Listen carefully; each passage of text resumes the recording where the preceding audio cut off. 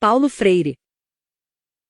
Paulo Freire é o patrono da educação brasileira por reconhecimento ao mérito de sua obra e das suas contribuições para a educação e alfabetização no Brasil e no mundo.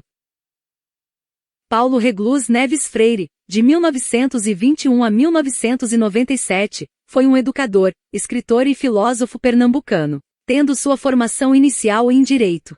Freire desistiu da advocacia e atuou durante o início de sua carreira como professor de língua portuguesa no Colégio Oswaldo Cruz, instituição em que o professor havia concluído o ensino básico. É considerado o brasileiro com mais títulos de doutorados honoris causa e é o escritor da terceira obra mais citada em trabalhos de ciências humanas do mundo, Pedagogia do Oprimido. Por possibilitar a alfabetização de jovens e adultos em cerca de 40 horas e com baixos custos, o método desenvolvido por Paulo Freire inspirou o Plano Nacional de Alfabetização, que começou a ser encabeçado pelo Ministério da Educação e Cultura, MEC, ainda no governo de João Goulart. Método Paulo Freire.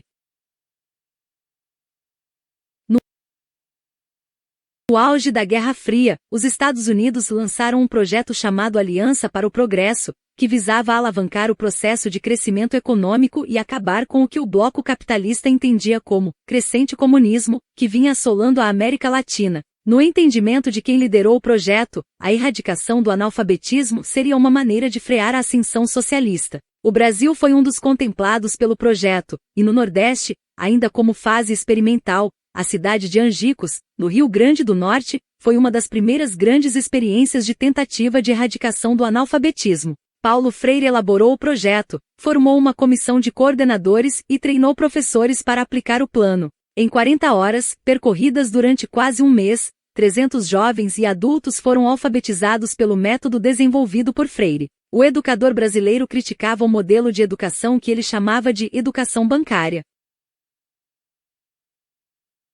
Esse modelo é baseado na visão de que o professor é o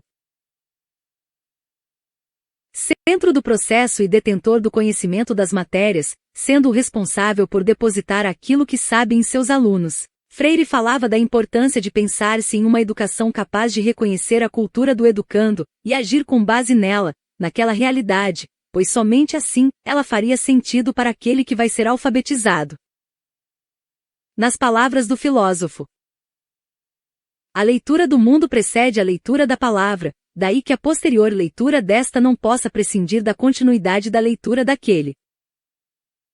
Na visão de Freire, a leitura, e no mesmo sentido, a escrita, somente fará sentido se for acompanhada de uma capacidade de ler o mundo, de perceber o mundo, de reconhecer os papéis desempenhados pelos atores do mundo e de reconhecer-se como peça naquele mundo. Por isso, Freire agia com base nas palavras que faziam parte do cotidiano dos trabalhadores em processo de alfabetização para ensiná-los. Outra característica do método freiriano é a tentativa de levar uma conscientização política e de classe para os educandos. Talvez esse seja o fator que mais tenha despertado a ira dos setores conservadores, responsáveis por extinguir o Plano Nacional da Alfabetização e por exilar o professor pernambucano. A obra de Paulo Freire e o seu método são profundamente marcados pela insistência de levantar-se um novo tipo de educação, capaz de dar autonomia às classes dominadas por meio do diálogo e de uma educação emancipadora.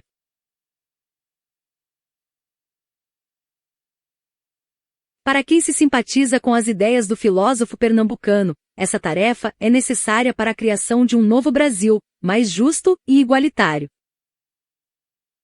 Para quem discorda de sua obra, não pretendemos fazer uma afirmação generalizadora, pois podem existir críticas pontuais plausíveis acerca do método ou da obra freiriana, e lembrando que as críticas não presumem sua anulação, há, em geral, um medo de que ela seja a cartilha para fazer o que setores conservadores têm chamado de doutrinação marxista nas salas de aula.